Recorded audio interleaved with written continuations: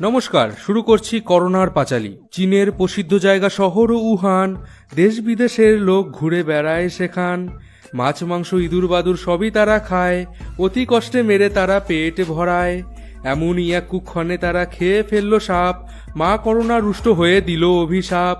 হাঁচি কাশি শ্বাসকষ্ট বুকে জমে কফ, ধীরে ধীরে হৃৎপিণ্ড হয় সুইচ অফ। চীনা সরকার ধামাচাপা দিতে চাইল সব, এসব দেখে দেশবাসী তোলে কলরব। মেলামেশা ছোঁয়াছুঁই হচ্ছিল দেদার, করোনাও লাফিয়ে লাফিয়ে বাড়ছিল সেবার। 1 থেকে 10 হলো, 10 থেকে 20, করোনা থেকে সাবধান হও বুড়ো বুড়ি। চীন থেকে ইতালি, সেখান থেকে ভারত, সব দেশেই শুরু হলো অবাধ যাতায়াত। ইতালিতে ছিল এক আমলার ছেলে, মা বাবার জোরে সে পার্টিতে নাচে। 2 দিন পরে তার করোনা হয়, সোনার সংসার তার ছাড়খাড় হয়। করোনা না হলে বাহিরে বেরাবো, চা খাবো বিড়ি খাবো হাত মেলাবো।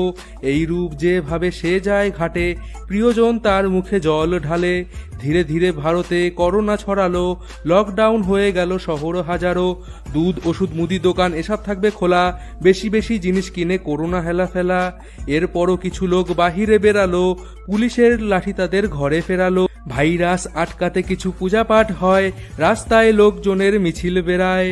মা করোনা বলিলেন এসব নাহি চাই, ঘরেতেই থাকো সবাই ইহাই দাওয়াই। হাত ধোও বারে বারে, মুখে পরো মাস্ক, তাহলেই সন্তুষ্ট আমি, হবে না ভাইরাস। শোনো শোনো ভারতবাসী, শোনো দিয়া মন, মা করোনার পাঁচালী করিলাম বর্ণন। যে জন এই কথা শুনে এক মনে, মা করোনা ছোবে না তাকে জীবনে। নমো নমো করোনায় নমঃ।